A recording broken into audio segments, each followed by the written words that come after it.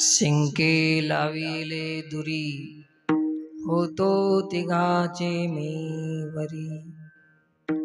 तुम्ही वारे दोहीकडे मुख पसरोनी गडे।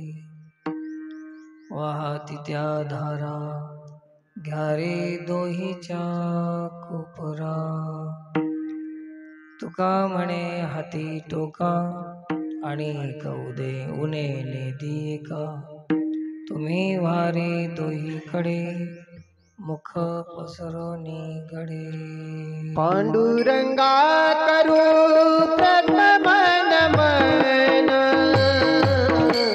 पांडुरंगा करू प्रथम नमन। पांडुरंगा करू प्रथम नमन। पांडुरंगा करू प्रथम नमन। पांडुरंगा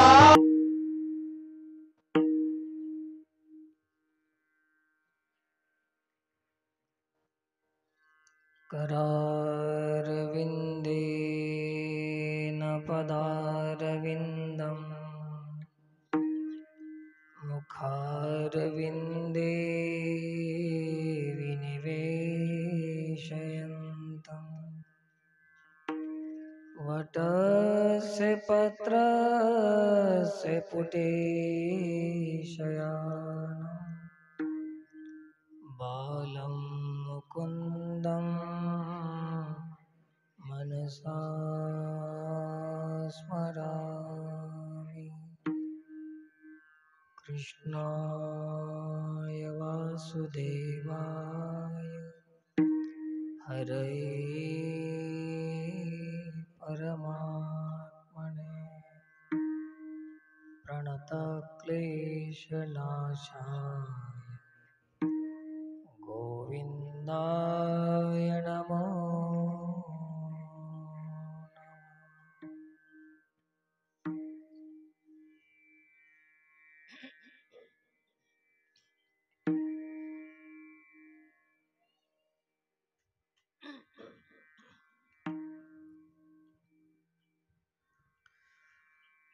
अखंड हरिनाम सप्ताह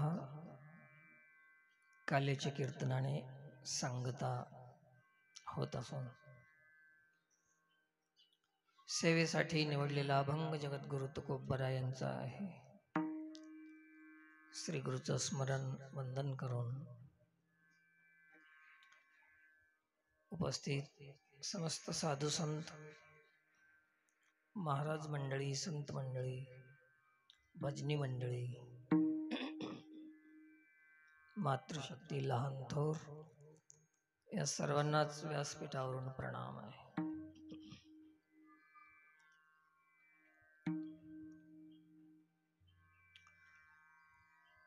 देवाच्या कृपेने अखंड हरिनाम सप्ताह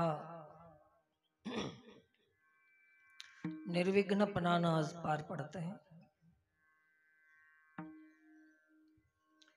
सप्ताहामध्ये श्रीमद भागवत पुराणाचं श्रवणही आपण केलेलं आहे। कीर्तनाचं श्रवण झालं, भागवताचं श्रवण झालं, हरिपाठ, काकडा, गाथा भजन, ज्ञानेश्वरी पारायण, अनेक कार्यक्रम एकामागे एक कार्यक्रमाची अशी जोड लावल्यामुळे याचं नाव आहे अखंड हरिनाम सप्ताह।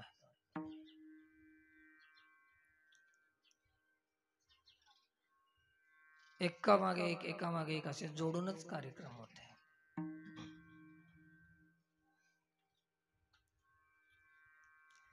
तर अशी ही सेवा गावकरी मंडळींनी, बाहेर येणाऱ्यांनी, भक्तांनी, साधू संतांनी केलेली आहे। आणि देवाची सेवा हे जीवाचं कर्तव्य आहे।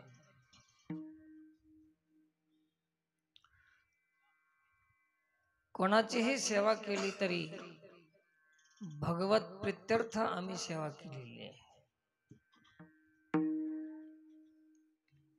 कोणी जेवू घातला असेल तर त्याच्यामध्ये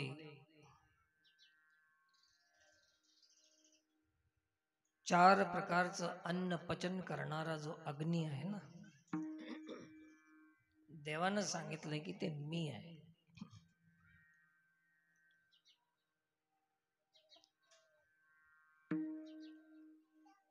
पचाम्यन्नम चतुर्विधम अहम वैश्वानरो. जठरामध्ये जो जठराग्नी आहे तो मी आहे. आणि ज्यांनी जेवू घातला असेल तर ते जठर रूपाने जो अग्नी आहे पोटामध्ये तो परमात्मा आहे.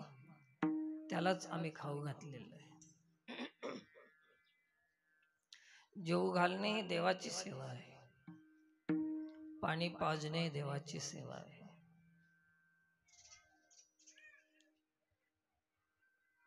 एखाद्याला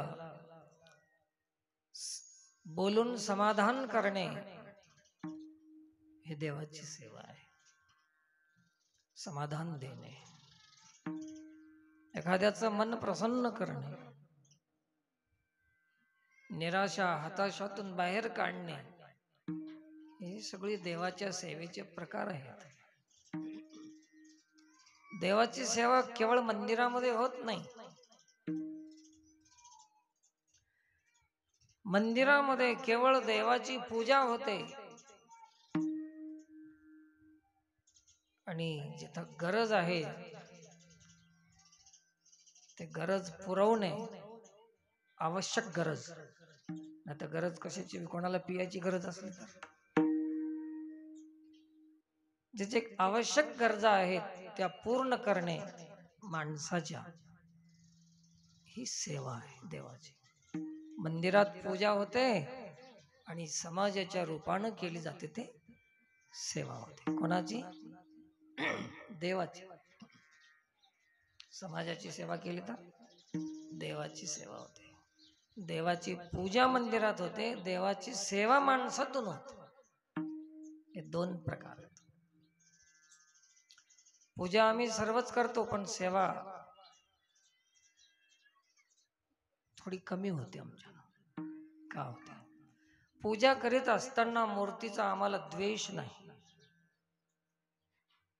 मूर्तीमध्ये श्रद्धा आहे आमची. आणि माणसाची पूजा करायची गरज नाही, गरज आहे सेवा करायची. परंतु जसं मूर्तीवर श्रद्धा आहे तसं जनतेवर, माणसावर आमची श्रद्धा राहत नाही. का राहत नाही? त्याच्यामध्ये विषमता दिसते आम्हाला. हे पापी आहे, हे पुण्यवान आहे, हे अत्याचारी आहे, हे अमुक आहे. हे सगळं गुणदोषाचं दर्शन होते माणसामध्ये. तेव्हा आम्ही सेवा करणं नको वाटते. गुणदोषाचं दर्शन झाल्यावर सेवा करू वाटते का? या असल्या पाप्याची मदत करून काय आलं ना. म्हणून देवाची पूजा आमच्या हातून खूप झाली, परंतु सेवाची अडचण खूप मोठी आलेली आहे. गुणदोष दिसतात. काय करावं असल्याची सेवा? हे लोक काही लई चांगले आहेत का? गुणदोष, गुणदोष, गुणदोष. सेवेमध्ये अडचण आहे गुणदोषाचं दर्शन. पूजेमध्ये अडचण आहे विधिविधानाची आणि सेवेत अडचण आहे गुणदोष दर्शनाची. दोन्ही अडचणीच आहे. पूजा करत असताना थोडं बी जर चुकली विधी तर ते पूजा काय होते? पतन होते आपलं.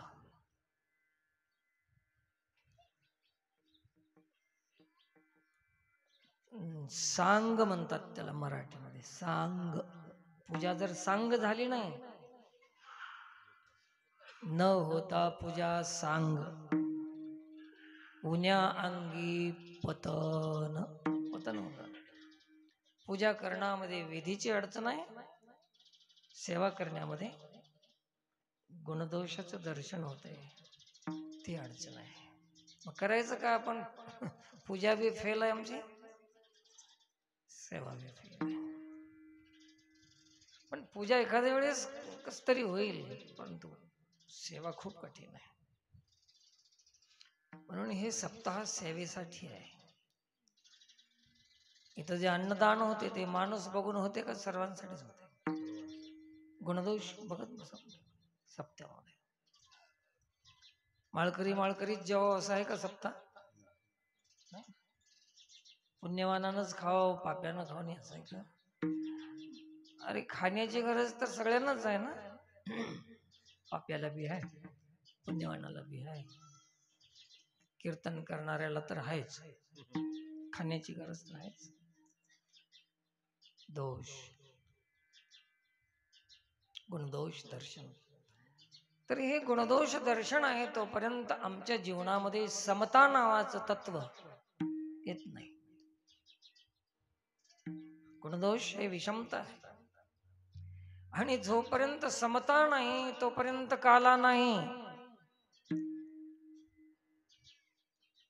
थोडस जोर देऊन सांगाल उद्या शब्दावर. समता कोण येऊ देत नाही? गुणदोष. दिसतात ना, हे असं आहे ते तसं आहे. काय काय दिसते हो डोळ्याला. लहान मोठे दिसतात, परिस्थिती भेद, जाती भेद, पंथ भेद, संप्रदाय भेद, हे विषमता आहे. विषमतेत काला नाही, काला समतेचा आहे. समतेचा काला. जिथं विषमता गेली ते काला आहे. आणि म्हणून सेवा करणं म्हणजे गुणदोष मुक्त माणूसच सेवा करू शकतो. आणि अशी समता ज्याला आहे त्यालाच काला भेटू शकतो. आहे ना गंमत? विषमता. आणि संसार म्हणलं की विषमतेनं भरलेला आहे. संसाराचे अंगी अवघीच व्यसने, आम्ही या कीर्तने शुद्ध झालो.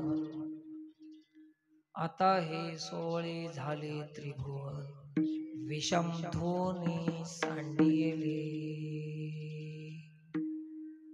विषमता धुवून टाकण्यासाठी सप्ताह आहे.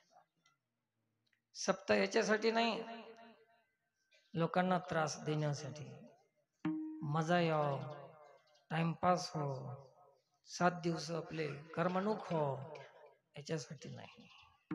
सप्ताह याच्यासाठी आहे की विषमता धुवून जाव आणि आम्ही शुद्ध हो. कशासाठी? शुद्धीसाठी सप्ताह आहे. शुद्धी केव्हा होते? तर बुद्धीचा गैरवापर होत नाही तेव्हा शुद्धी होते. जेव्हा जेव्हा बुद्धीचा गैरवापर होते तेव्हा तेव्हा शुद्धी होत नाही. आणि सहसा आम्ही बुद्धीचा गैरवापरच करतो. अनेक माणसं बुद्धिमानच आहेत, जे आहेत ते सगळे बुद्धिमानच आहेत, परंतु बुद्धीचा वापर काय आणि गैरवापर काय? तर या बुद्धीमुळे पाप होत असेल, एखाद्यावर अन्याय होत असेल, एखाद्याचं मन दुखत असेल, एखाद्याला त्रास होत असेल आपल्या चतुराईनं, बुद्धीनं, तर ते बुद्धीचा वापर आहे की गैरवापर आहे? गैरवापर झाला की नाही? बुद्धीचे वैभव अन्य नाही तुझे, एका केशवराजे सकळ सिद्धी. एका केशवराजे सकळ सिद्धी, एका केशवराजे सकळ सिद्धी. शिंके लाविले दुरी. कृष्ण परमात्मा जेव्हा गोकुळामध्ये आले, प्रगट कुठं झाले? मथुरेमध्ये. हे कथा तुम्हाला तर माहितच आहे. वसुदेव देवकीचं लग्न झालं. लग्नामध्ये आकाशवाणी झाली. कंसाला कळालं की देवकीच्या पोटी जन्माला येणारा 8वा कंसा तुझा वैरी आहे हे कळालं. त्यांनी दोघाला बेड्या घातल्या, जेलमध्ये ठेवलं, बंदी शाळेमध्ये. मग तिथं 6 लेकर जन्माला आले, कंसानं मारले. 7वी माया आली आणि इथून काढून रोहिणीच्या गर्भामध्ये तिचं स्थापन केलं. मग 8व्यानं कृष्ण परमात्मा आल्यानंतर वसुदेवानं त्याला रात्रीच्या वेळेस टोपलीमध्ये घेऊन मथुरेतून गोकुळला नेऊन सोडलं. गोकुळात गेल्यानंतर तिथली माया इकडं आणली, इथला कृष्ण तिथं नेला. कथा संक्षेपानं सांगा, रोज रोज तेच सांगत बसायचं. हे सगळं झाल्यानंतर कृष्ण परमात्मा त्या गोकुळामध्ये वाढू लागला. रांगत रंगणी चोरीत लोणी धावोनी धरी ती गवळणी. रांगायला सुरुवात केलं. रांगत रांगत अंगणात आला, अंगणातून बाहेर शेजाऱ्याच्या घरी. लहान लहान लेकरं जमा केले, संघटन केलं, सगळ्याचं मत एक केलं, एक मत. आणि मग ते करून काय केलं तर त्यांना धर्माचं रक्षण कसं करायचं, दुष्टाचा संहार कसं करायचं याची ट्रेनिंग दिली, प्रशिक्षण. हे कोण देत होता? कृष्ण परमात्मा. सर्वांना ते शिकवलं. तेव्हा ते 7-7 दिवसाचे शिबिर ठेवले ना, ते सप्ताह त्यालाच म्हणतात. ते सप्ताह ठेवून त्याला कसं करायचं, काय करायचं. मग ते पोरं सगळे जमा केले गोकुळामध्ये. सांगितलं की पौष्टिक आहार घ्या, ज्याच्यामुळे तुष्टी पुष्टी संतुष्टी बुद्धीचा विकास होते, शांती मिळते. असा आहार घ्या, कोणतेही आहार घेऊ नका. विषमुक्त आहार घ्या, जैविक शेती करा, गायी राखा. हे कोण सांगितलं होतं? तेव्हापासून होतं ते. आता आम्ही सगळं त्याच्या विरुद्ध काम करतो आणि कृष्णाचे भक्त म्हणून घेतो. हे शेतकऱ्याला एवढं बी कळत नाही की कमीत कमी एखादी गुंठा तरी आपण विषमुक्त अन्न तयार करावं. एखादी अर्धा एकर नाही समजाव, करत नाही. तसलंच विष खाऊन मरतील. आजकाल लोक एकच नाद लागलाय सगळ्याला, चोराला बी एकच नाद, पैशाच्याच माग सगळे. कोणी बी राहा, महाराज बी त्याच्याच माग, चोर बी त्याच्याच माग, माणसं त्याच्याच माग, सगळा समाज त्याच्या माग. काय पाहिजे हो? पैसा. जीवन संबंध नाही जीवनाचा. उद्याच मेलं तर मेलं, पण पैसे बघून मराव डोळ्यानं. आपल्यापेक्षा पैशाला अधिक महत्व देणारे हे लोक, किती मोठं अज्ञान आहे. कशाही पेक्षा आपण श्रेष्ठ आहोत हे विसरून गेलं माणूस. कशाला एकच नाद सगळ्याला, पैसा पैसा पैसा पैसा. खाण्यावर ध्यान नाही, आपल्यावर ध्यान नाही, तर हे असं बिघडत गेलं. भगवान कृष्ण परमात्म्याने त्यावेळेस हे सांगितलं की अशी शेती करा. शेतीला जे पोषक आहे ते गाय आहे, म्हणून गाई राखा. गाईचं गोमूत्र आहे ना, गाईचं शेण, गाईचं दूध, गाईचं तूप, हे सगळे आपणाला एक पंचगव्य आहे, औषधी आहे. शेती त्याच्यामुळे होते, त्याच्यामुळे बैल मिळतात. हे सगळं कृष्णानं हे लावून दिलं होतं. ते आम्ही सगळे विसरून गेलो आम्ही. आणि हे पैसे एवढे जे कमवतात मरमर करून, हे 2च जागी घालतात पैसे समाजातले लोक. सांगू की नको? कोणाला सांग ना, तिकडे सांग सांगतो नाही ना. 2च जागी पैसे घालतात. हळून सांगू का? एक दवाखाना आणि दुसरं वकील. कमाई कोणासाठी? या दोघांसाठीच. पहिलं दवाखान्यासाठी आणि दुसरं या दोन जागी भरती करायची आणि मरून जायचं. जा जीवनाचा अर्थ कळाला नाही है ना.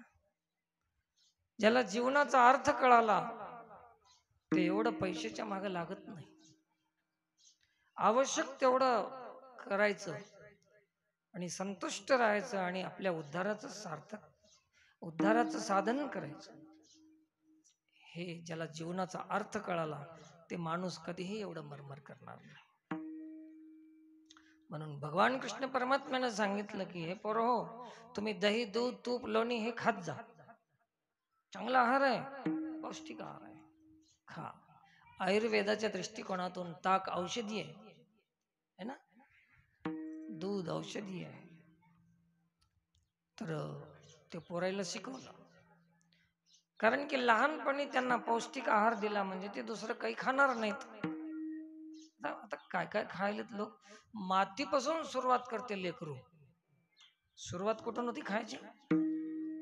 मातीपासून सुरुवात होते आणि मग माती खाता खाता मग चॉकलेटावर येते. आता सध्या चॉकलेटापासून अजून पुढे जाते,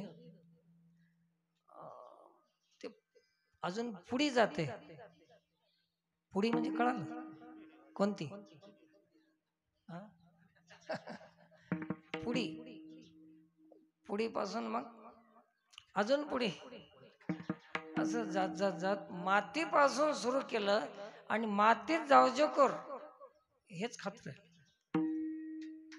त्याला माहित नाही की आपण काय खावं. आपलं आपलं दुश्मन आहे. तरुण मित्रांनो, तुम्हाला एक विनंती आहे, जर कोणी असतील इथं तरुण जवान असतील तर ऐकून ठेवा. व्यसन काय आहे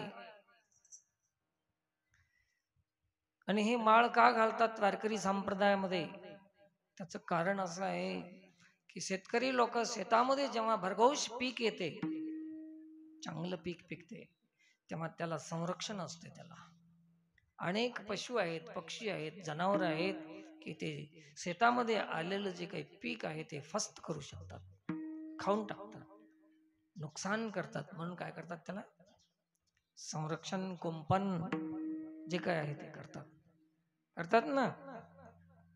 तसं सगळ्यात मोठी संपत्ती जर काय असेल, तरुणी आणि तरुण असतील तर ऐकून घ्या, सगळ्यात मोठी संपत्ती जर काय असेल आपल्या जीवनातली तर आपलं तारुण्य आहे. सगळ्यात मोठं धन कोणतं? तारुण्य आहे. गेलं हो ते आपलं, संपून गेलं, पत्ता बी लागलं नाही. ते धन राहिलं का आता?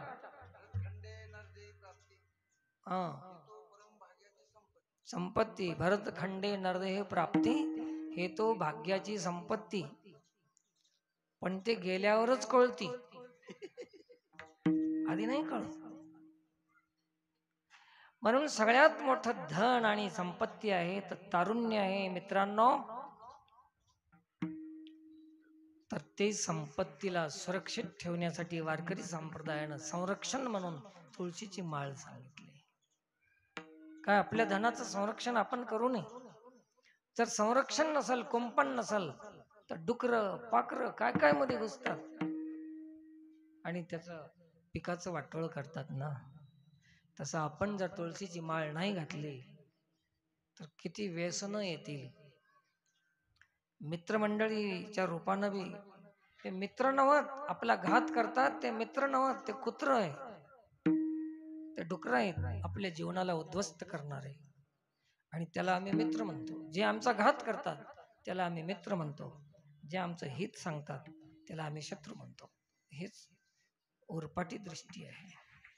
तर हे तारुण्य वाया जाऊ नये म्हणून, व्यसन लागू नये म्हणून कृष्णानं काय केलं? दही दुधाचं आहार, त्यांना पौष्टिक आहार देण्याचा प्रयत्न केला. आणि ते आहार त्या मथुरेतून बाहेर विकायला जायचे, गोकुळातून मथुरेला. तर कृष्णानं त्याच्यावर बंदी घातली की आपल्या देशातला, आपल्या गावातलं जे काय आहे ते गावातच उपयोग झाला पाहिजे. गावातले पैसे गावाच्याच कामाला लागावं, गावातलं धान्य गावामध्ये खावं आधी, गावातल्या लोकांना मिळावं आधी, नंतर बाहेर उरलं तर जावं, हे की नाही. आता आम्ही सप्ते करतो, पैसे गावातले, गरीबाचे, शेतकऱ्याचे, मजूरदाराचे, सगळ्याचे पैसे जमा करतो आम्ही. आणि पैसे गावातले, सप्ता गावाचा, आणि घेऊन जाते कोण?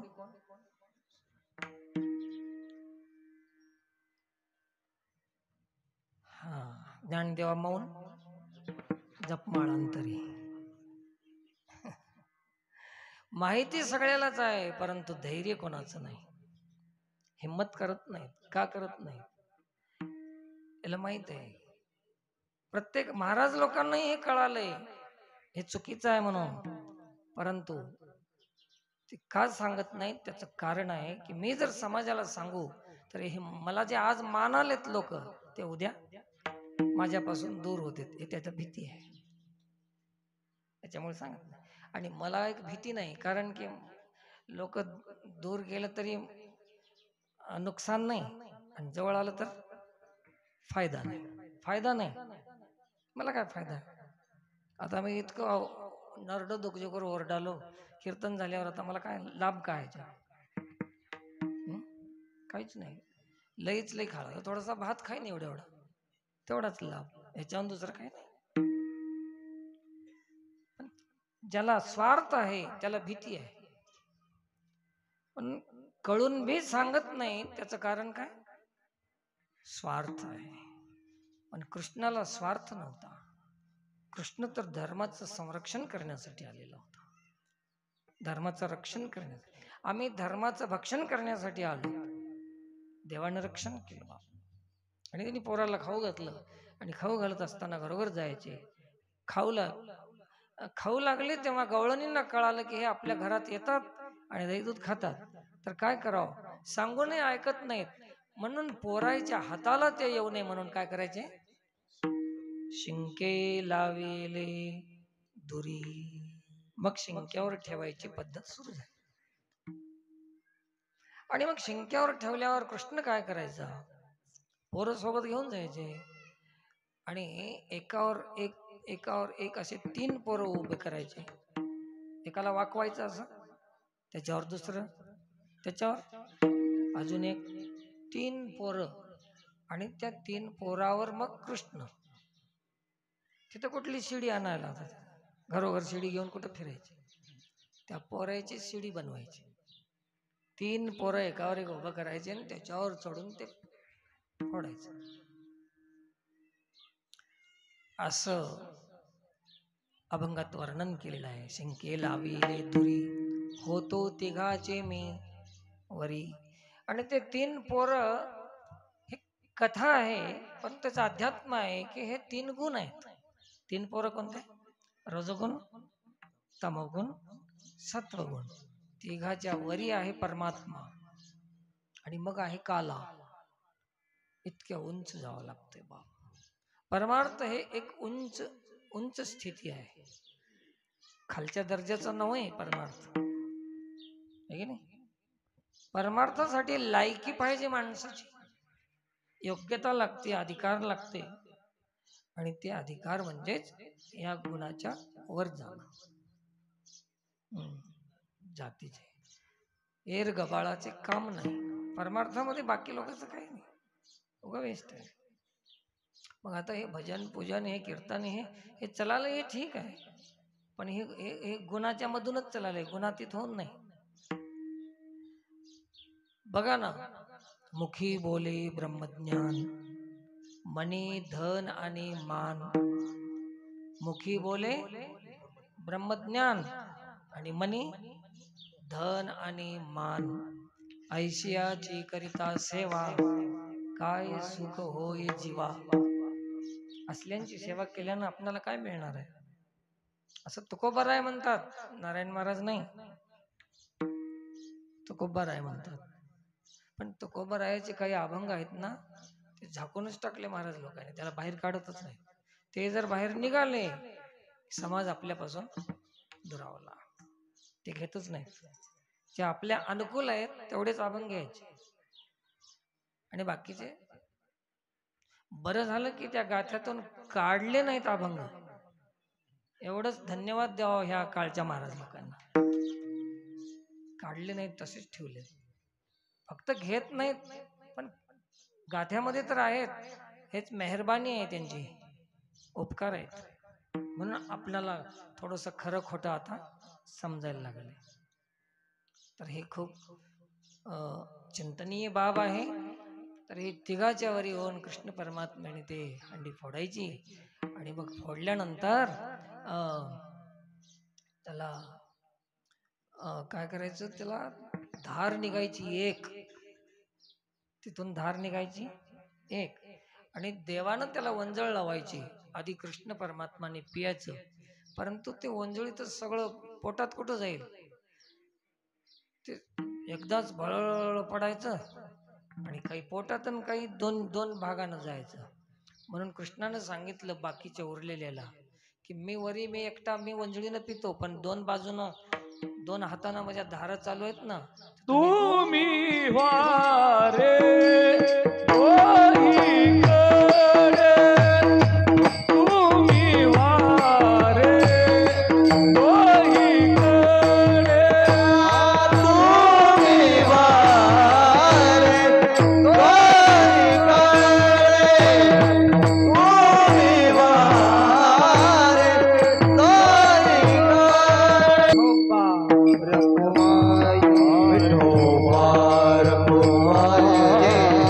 रखुमाई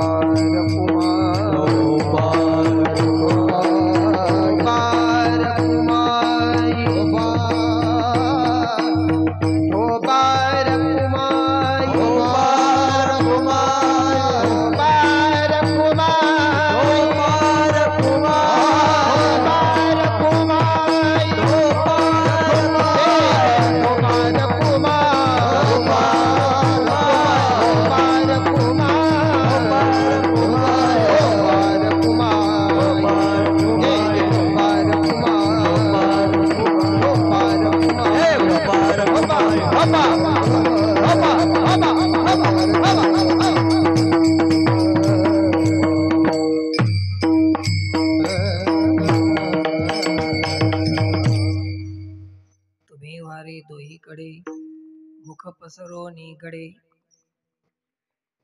देवाच्या बाजूला व्हा तुम्ही, दोन्ही हाताच्या बाजूला. परंतु देवाकडे जरी आलं, कीर्तनात जरी आलं, गंमत अशी आहे की अमृताच्या कुंडामध्ये पडला माणूस, पाय घसरला आणि मरायच्या भीतीनं काय केलं, त्यानं भिवून त्याची दात खीळ बसली. पडलं कशात, झालं काय, आता काही फायदा काहीच नाही. भेवानं दात खीळ बसली, अमृताच्या कुंडात पडले. ज्ञानेश्वर महाराज सांगतात त्याच्यात पडलं आणि ते दात खिळी बसली. अमृताच्या कुंडात पडल्यानंतर तोंड उघडायची गरज आहे, मरणाची भीती नाही. अमृताचा कुंड जरी असेल आणि दातखिळी बसली असेल तर ते वाचणार नाही, तोंड उघडायची गरज आहे. पालत्या घागरीवर पाणी म्हणतात ना,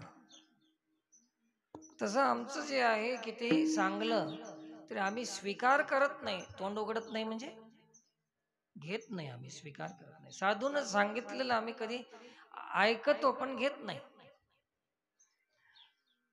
एक गंमत आहे, तुम्हाला सांगतो की तुम्ही कोण्या ना कोण्या महाराजाला मानता. तुम्ही कोणाचा तरी कोणी गुरु आहे, कोणाचा तरी कोणी गुरु आहे, हे लोक मानतात, कोणाला तरी मानतात. महाराजाला तुम्ही नक्कीच मानता कोण्या तरी, पण महाराजाचं कोणीच मानत नाही. इथं आहे मुश्किल. महाराजाला मानाव का महाराजाचं? च आलं तर फायदा आहे, च आलं तर चव आहे त्या जगण्यात. महाराजाला तर मानतात. एक म्हणते आम्ही स्वामी विवेकानंदाला मानतो, एक म्हणते परमहंसाला मानतो, एक म्हणते अमुक अमुक महाराजाला म्हणतो, एक म्हणते तमुक महाराजाला. अरे भाऊ, महाराजाला मानून काय उपयोग आहे? महाराजाचं मान, तुला उपयोग होईल, तुझा फायदा होईल तुला. तसं तोंड उघडल्याशिवाय म्हणजे स्वीकार करणं. जर वरून धार पडत असेल आणि तोंड बंद असेल तर त्या धारीचा काय उपयोग आहे? देवाची कृपा, देवाचा आशीर्वाद सारखा चालू आहे, परंतु आम्ही त्याचा स्वीकार करायची तयारी नाही आमची, म्हणून आमचा काही फायदा होत नाही. तर असं देवाला मानावं का देवाचं, महाराजाला मानावं का महाराजाचं, आम्ही लई मानतो, आम्ही लई मानतो. काय करता मानव?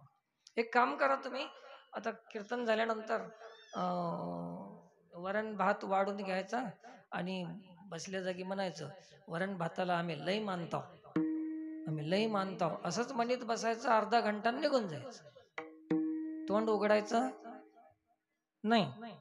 जमते का? मग तसंच आहे कीर्तन बी. काय फक्त वाढून घेणं आहे, खाणं ऐकणं आहे, पण करणं नाही. स्वयंपाक करणं चालू आहे, परंतु जेवण बंद आहे. कीर्तन ऐकणं करणं चालू आहे, पण स्वीकार करणं विचाराचा बंद आहे. तर उपयोग होईल का? एक माणूस होता, त्याला जिलेबी खाऊ वाटली, गोड लय आवडत होतं. जाता जाता एक हॉटेल, काय म्हणतात त्याला, हॉटेल जवळ उभं राहिलं आणि त्या हॉटेलमध्ये जिलेबी ठेवलेली होती. येडे येडे येडे येडे येडे ते येडे बघत हे येडं तिथं उभं राहिलं. जिलेबीचे तोंडाला पाणी येऊ लागलं, खावं वाटलेलं, पण खिशामध्ये पैसे नाही. माझ्यासारखं फकीर होतं ते, पैसे नव्हते. खूप इच्छा झाली आणि 2 तास उभारलं तिथं. 2 तास काय फायदा आहे म्हणलं उभा राहून, म्हणून निघालं पुढे. ते हॉटेलवाल्यानं बघितलं, खुर्चीहून उतरलं आणि पळत जाऊन त्याचं मनगट धरलं. कोणाचं? ते उभा राहिलं होतं की 2 तास. त्याला म्हणलं, 2 तास म्हणजे जिलेबीकडे बघलास तू, पैसे दे. त्यानं म्हणलं, बघल्यानं पैसे देतात का? त्यानं म्हणलं, वास घेतलास जिलेबीचा तू. वास घेतला तर काय होते? वास घेतलं तर वजन कमी होते म्हणला जिलेबीचं. होते का तसं? आता तुम्ही घरी जिलेबी तयार करा, घंटाभर वास घ्या, पुन्हा काटा करा. ते धरलं, दोघांचं भांडण लागलं. त्यानं म्हणला, पैसे माझ्यापाशी नाहीत, मायच्यान हो नाहीत, मी खालो नाही. त्यानं म्हणाले, म्हणलं जमत नाही, पैसे द्यावाच लागते तुला. ह्याच्यामध्ये तिसरा माणूस आला. काय झालं सांगा? म्हणले, असं असं 2 घंटे माझ्या जिलेबीचा वास घेतला आणि आता पैसे देईना गेले. त्यानं म्हणला, किती होते बिल? मग यानं सांगितलं जे होते ते बिल. मग याने काय केलं, ठीक आहे त्याला सोड म्हणे, मी देतो बिल तुझं. त्यानं त्याला सोडून त्यानं जेवढं सांगितले पैसे तेवढे चिल्लर खुर्दा घेतलं, जमा केलं आणि दोन्ही हातामध्ये धरून त्या हॉटेलवाल्याच्या कानापाशी इकडं एकदा वाजविलं. असं खळखळ वाजविलं. म्हणले, चालू आता चालतो, राम राम. यानं म्हणला, पैसे? म्हणला, माझ्या 100 रुपयाचा आवाज ऐकलास की नाही तू? त्याने म्हणला, आवाज ऐकल्यानं काय होते हो? त्यानं म्हणला, मग त्यानं वास घेतल्यानं काय झालं? जिलेबीचा वास घेतल्यानं काही झालं नाही, पैशाचा आवाज ऐकल्यानं बी काही झालं नाही. आम्ही जलंबर कीर्तनातला आवाज ऐकून बी काही झालं खाली तर नाहीच की. भागवत ऐकत आला, रामायण ऐकत आला, कीर्तन ऐकीनच आहे. पैशाचा आवाज ऐकला पण रुपये बी खिशात. तसे हजारो कीर्तन ऐकले पण एकही विचार जीवनामध्ये आला नाही. त्याच्यासाठी देवानं सांगितलं, मुख पसरोनी गडे. याचा अर्थ असा आहे की तुम्ही स्वीकार करा, सेवन करा, ऐकून जाऊ नका, सेवन करा विचाराचं. असं त्या शब्दाचा थोडासा अर्थ अभिप्रेत आहे गुरुकृपेनं, है ना. आणि मग ते तुम्ही वारे दोहीकडे मुख पसरवणी गडे, आणि 2 धारा वाहतात. ते धारा आध्यात्मिक दृष्टिकोनातून असे आहेत की आपला जो श्वास आहे, प्राणवायू आहे, ते बाहेर येते वेळेस एकाच नलिकेतून बाहेर येतो. ह्या इथपर्यंत, कुठपर्यंत, ज्याला भ्रुकुटी म्हणतात, दोन्ही भोवयाचा जो मध्य भाग आहे तिथपर्यंत तो श्वास एकाच नलिकेमधून एकच येतो. आणि ह्या काय म्हणतात त्याला, भोवयाच्या मध्य भागामध्ये आला की तिथून ते श्वास दोन भागामध्ये विभाजित होतो. त्यालाच इडा आणि पिंगळा असं म्हणतात त्याला, है ना. त्याला इडा पिंगळा असं नाव आहे त्या वाऱ्याचं. म्हणजे काय झाल्यात, फोडते वेळेस एक धार निघाली पण पुढे गेल्यावर दोन धारा झाल्या. तसं इथून येते वेळेस एकच धार आहे पण इथून बाहेर निघते वेळेस त्या धारा दोन निघाल्या. म्हणून त्याला हे काय म्हणतात, जे ज्योतिषी लोक आहेत ना ते श्वास बघतात, उजवी बाजू चालू आहे का डावी बाजू चालू आहे. कधी डावी चालते कधी उजवी चालते. म्हणून तुम्ही व्हा रे, कधी इकडून बी चालते कधी तिकडून बी चालते. म्हणून दोन्हीकडे व्हा. एकीकडे राहून काय उपयोग नाही. तयार राहा आणि मुख पसरून राहा. म्हणून अभंगाच्या 3ऱ्या चरणामध्ये वाहतीच्या धारा, वाहतीच्या धारा